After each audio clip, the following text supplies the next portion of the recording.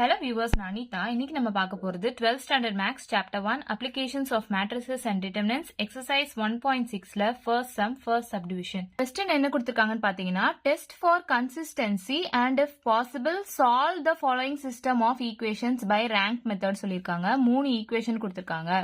இப்போ test for consistency அப்படின்னு சொல்லிருக்காங்க இல்லையா? அப்போ நமக்கு 3 கண்டிஷன் இருக்கு.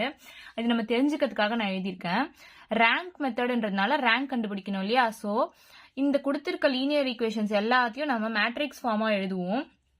எழுதுனதுக்கு அப்புறம் ரோ ரிடக்ஷன் யூஸ் பண்ணி சால்வ் பண்ணி ரேங்க் கண்டுபிடிப்போம் இல்லையா? சோ ரேங்க் ஆஃப் ஏவும் must not be equal to rank of இந்த ஆக்மெண்டட் மேட்ரிக்ஸ். அப்படி இருந்துச்சுன்னா இது வந்து inconsistent and has no solution அப்படின்னு நம்ம சொல்லுவோம். இதுவே rank of A is equal to rank of A bar B இருந்துச்சுன்னா which is equal to n. என்னன்றது number of unknowns x y z இருக்கு இல்லையா? அந்த வேல்யூஸ் இது மூணுமே ஈக்குவலா இருந்துச்சு அப்படின்னா consistent and has unique solution சொல்லுவோம். இதுவே ரேங்க் ஆஃப் ஏயும் ரேங்க் ஆஃப் ஏ பார் பியும் ஈக்குவல் டு 2 இருக்கு. ஆனா அன்னோன்ஸ் வந்து 3 இருக்கு, எக்ஸ் ஒய் ஜி 3 இருக்கு. அப்போ லெஸ் தென் என் அப்படின்னா system of equations is consistent and has infinite solution அப்படின்னு சொல்லுவோம். இது நம்ம ஃபர்ஸ்ட் தெரிஞ்சு வச்சுக்கலாம் சம் ப்ரொசீட் பண்றதுக்கு முன்னாடி. இதோட அண்டர்ஸ்டாண்டிங்காக நான் உங்களுக்கு சொல்லியிருக்கேன். சோ இப்போ நம்ம சம் ப்ரொசீட் பண்ணலாம். ஃபர்ஸ்ட் கொடுத்திருக்க லீனியர் ஈக்குவேஷன்ஸ் எல்லாத்தையும் நம்ம மேட்ரிக்ஸ் ஃபார்மா கன்வெர்ட் பண்ணி எழுதலாம். சோ இந்த 3 ஈக்குவேஷனை நம்ம மேட்ரிக்ஸ் ஃபார்மா கன்வெர்ட் பண்ணி எழுதுனா எக்ஸோட கோஎஃபிஷியன்ட் 1, ஒய்யோட கோஎஃபிஷியன்ட் -1, ஜியோட கோஎஃபிஷியன்ட் 2. இங்க எக்ஸோட கோஎஃபிஷியன்ட் 2, ஒய்யோட கோஎஃபிஷியன்ட் 1, ஜியோட கோஎஃபிஷியன்ட் 4. எக்ஸோட கோஎஃபிஷியன்ட் 4, ஒய்க்கு -1, ஜிக்கு +1. ஸோ எக்ஸ் ஒய் ஜி அப்படின்னு எடுத்துக்கலாம். இஸ் ஈக்குவல் டுக்கு அந்த பக்கம் இருக்க கான்ஸ்டன்ட் டேர்ம்ஸ் தான் இங்க எழுதணும். சப்போஸ் இந்த பக்கம் கான்ஸ்டன்ட் டேர்ம் இருந்துச்சுன்னா இதை இந்த பக்கம் கொண்டு வந்துட்டு அதுக்கப்புறம் நம்ம எழுதணும். இங்க 2, 7, 4 எழுதிடலாமா? இது எந்த ஃபார்ம்ல இருக்கு? ax is equal to b ஃபார்ம்ல இருக்கு. ஸோ ஏன்றது இந்த 3/3 மேட்ரிக்ஸ் தான் நம்ம சொல்லுவோம். நெக்ஸ்ட் வந்து ஆக்மெண்டட் மேட்ரிக்ஸ் கண்டுபிடிக்கணும். ஆக்மெண்டட் மேட்ரிக்ஸ் கண்டுபிடிக்கணும்னா a bar b. So a ஓட வேல்யூ இதுன்னு நமக்கு தெரியும், b ஓட வேல்யூ இதுன்னு தெரியும் இல்லையா? சோ எழுதிக்கலாம். 1 - 1 2, 2 1 4, 4 - 1 1 பார் 2 7 4.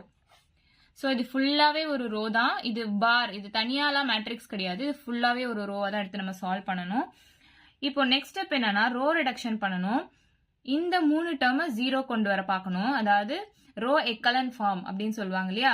அதே மாதிரி இந்த ஃபர்ஸ்ட் டேர்ம் வந்து 0வா இருக்கக்கூடாது, 1ஆ இருந்தா நமக்கு சால்வ் பண்ண ஈஸியா இருக்கும்னு நான் ஏற்கனவே ப்ரீவியஸ் சம்ஸ்ல சொல்லியிருக்கேன். சோ இப்போ இங்க 1ஆ இருக்கு.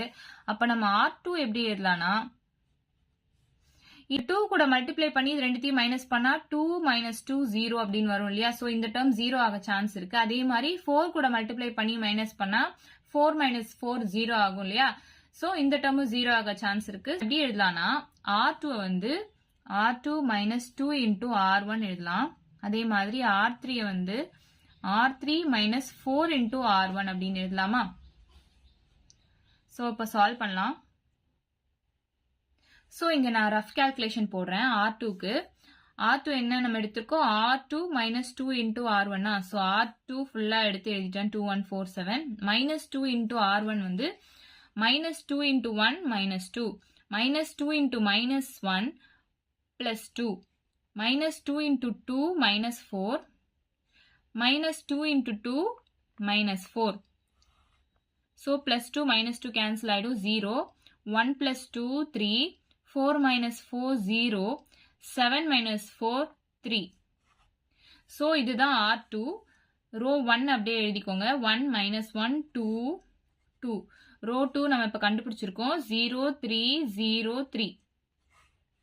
அடுத்து ரோ 3 வந்து R3 - 4 into R1. இங்க ரஃப் கால்குலேஷன் போடுறேன் R3க்கு. R3 என்னன்னா எழுதிருக்கோம் 4 - 1 1 4 எழுதிக்கலாம். 4 - 1 1 4 -4 into R1. So -4 into R1 னா -4 into 1 -4, -4 into -1 +4, -4 into 2 -8, -4 into 2 -8.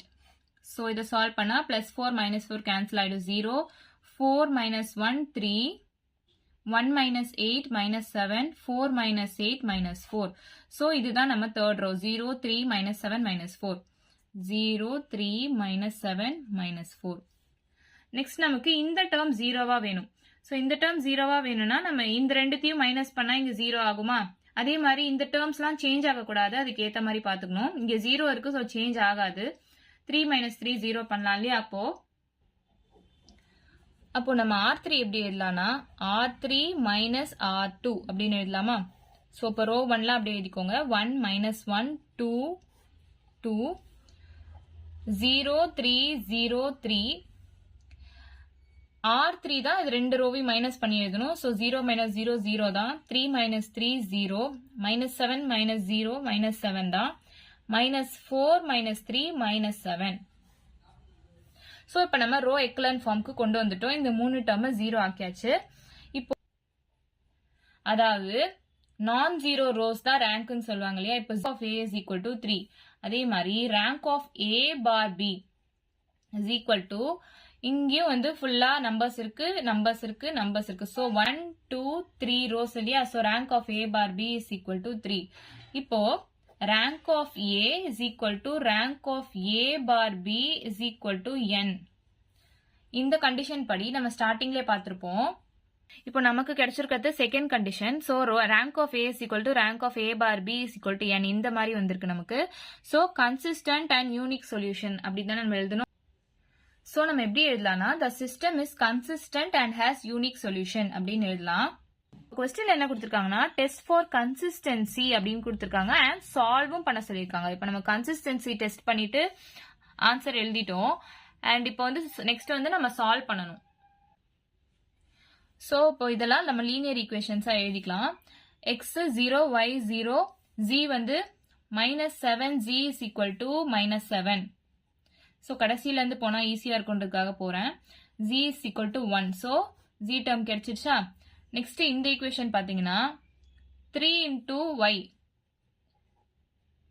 3 into y is equal to 3 வருதா? ஸோ y ஓட வேல்யூ 1 நமக்கு கிடைச்சிச்சா? ஸோ இந்த ரெண்டு வேல்யூ வச்சு நம்ம ஃபர்ஸ்ட் ஈக்குவேஷன்ல சப்ஸ்டியூட் பண்ணா x ஓட வேல்யூ கிடைச்சிரும்.